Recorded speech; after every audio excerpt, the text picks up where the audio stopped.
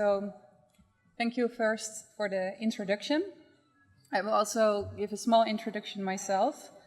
Good day to everyone. My name is Jantine. Thank you. I hope everyone hears me. My name is Jantine. I'm working for the past years for different blockchain protocols. And one thing I would like to focus on today is actually the importance of telling the story about what we are actually doing. I recently started a podcast, Distill.fm.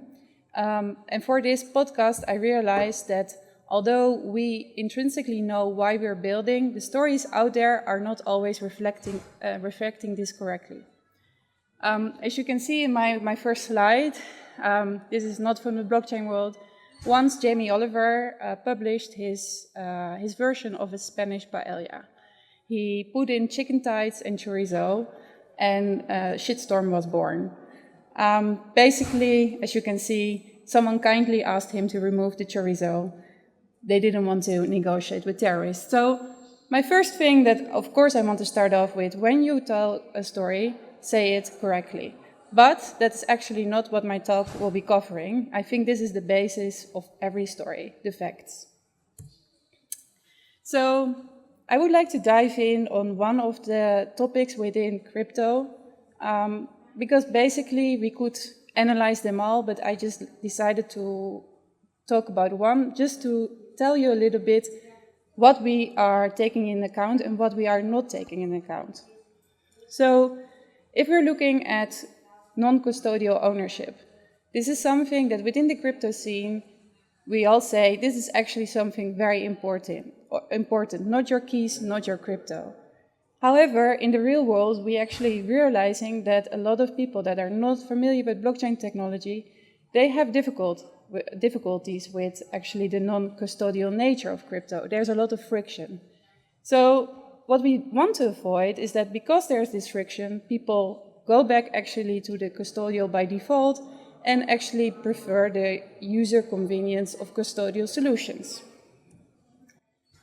The logic of self-custody is not that difficult.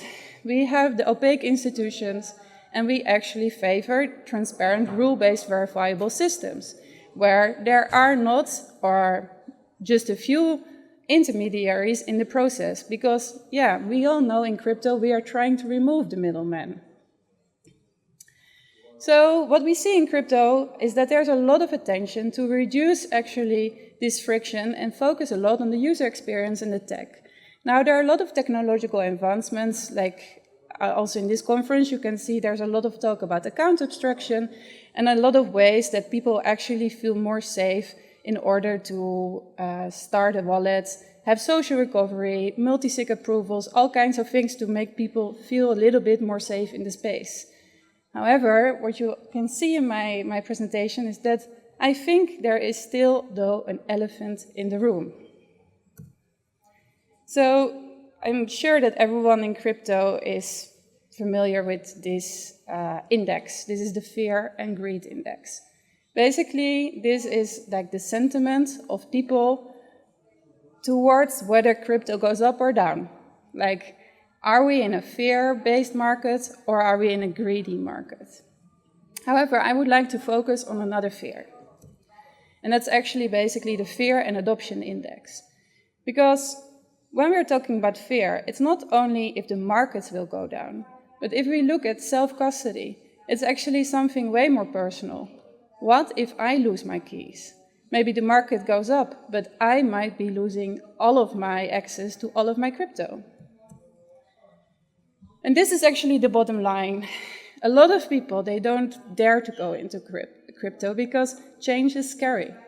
It isn't tech. It's actually basically a psychological barrier that keeps a lot of people away from something that you could actually argue is a natural state.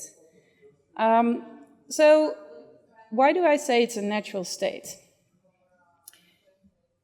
Change is heavily correlated with fear. Here you see not a very motivational picture of an early 19th century train. people were very afraid to get into a train because they first were thinking that maybe their organs couldn't survive it, and women were even afraid to becoming infertile. Nowadays, actually, no one blinks an eye before they get into a train. So something is solved there. So basically what I would like to say is that within crypto, we're focusing a lot on the friction of onboarding users by giving them a lot of smart, like head-based decisions. And this is something that is correct. We should remove the friction on a mind point of view, but we should also think about the emotions that people have when things are new. And then there you have to think about stories, because when something is new, you need to rely upon what people are telling you. This is a process called sense-making. So if persons are telling you that you have a 12-word phrase that you need to remember, maybe you panic, maybe you get scared because you're like, how am I ever going to remember this? Where am I going to keep this safe? And these are all fears that are actually based in a truthful situation, because we all know that we can lose things. So it is very important for us to actually focus upon these fears. Now, of course we can say, okay, maybe this custodial idea isn't that bad then, if everyone is afraid. But let's actually look at it from another perspective. If you would buy a house, and the real estate agent would say, perfect, this is now your house, however, I will keep it safe if you can enter your house. So all the time, when you want to enter your house, you send me a message and I approve that you can enter. This sounds, of course, insane. Why would you give your key to the real estate agent? Why wouldn't you just have your own keys? Well, and that is actually what is happening today in today's financial institutions. When people have money, they put it on the bank. And if you would ask in your surroundings, like I assume that all of the people here in the audience, they are familiar with how money works. However, if you would ask a lot of people, is the money in your bank, is it yours? A lot of people would choose A, yes, because it's in your account, it's your name is above it. However, the real answer, what you can see here, is that money is not yours. It's basically the bank is the custodian of the money, and they have an outstanding debt towards you. So what you can see here, it's a small message from the Bitcoin community saying that my bank notified me that the transaction was approved today. My Bitcoin wallet notified me that the transaction was confirmed. And I think this is something very important to remember that I told you in a previous slide. It is not about whether change is scary and new. It's also about the story, because basically what we are asking for people to hold their own keys would actually be a situation that is not scary and new. It should actually be the normal. If we would present banks the way they work as a new phenomenon now to people, what if someone is guarding the money that you put in it, but at the same time, it will not be your money anymore, and they can distribute it to others? Would you agree? That sounds actually pretty scary, but it's the norm of today. And that's why it's very important that when we talk about crypto, that we realize that a lot of fear, although it makes sense, it also doesn't make sense, because the norm is established by the stories that we create and the trust that we create around it. So, going back to the first slide, we saw Jamie Oliver creating his version of a Spanish paella.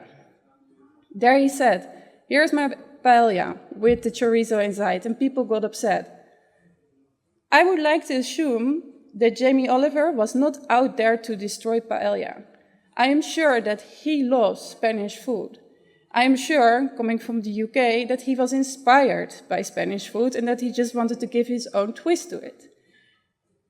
Even so, people got upset. Don't touch the paella.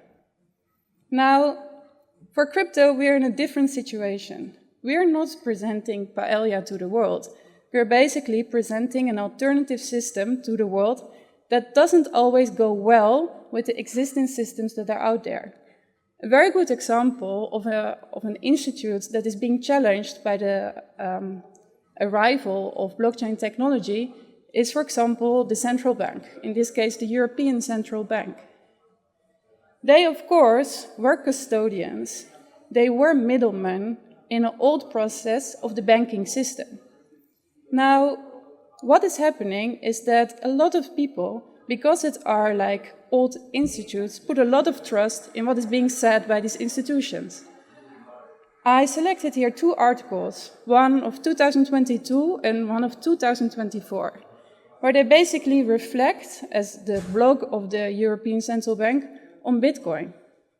If we look at 2022, we see that they call it Bitcoin's last stand. They're writing in the article that Bitcoin is rarely used for legal transactions. And basically, they're painting a picture that you could lose all your money in this volatile asset that is probably actually about to disappear. And you would say, okay, 2022, maybe it was really that they were afraid that this was not a reliable technology. But even if we go back just 1 year ago, there we have it again, Bitcoin, the naked emperor's new clothes. And there I quote, Bitcoin has failed on the promise to be a global decentralized digital currency. Instead, it is being used for illicit transactions. The latest approval of an ETF doesn't change the fact that Bitcoin is not suitable as means of payment or as an investment.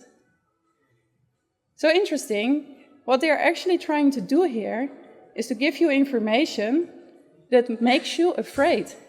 It is used for illicit transactions. Okay. So they went a little bit more easy on Bitcoin from it's rarely used for legal transactions towards it's used for illicit transactions.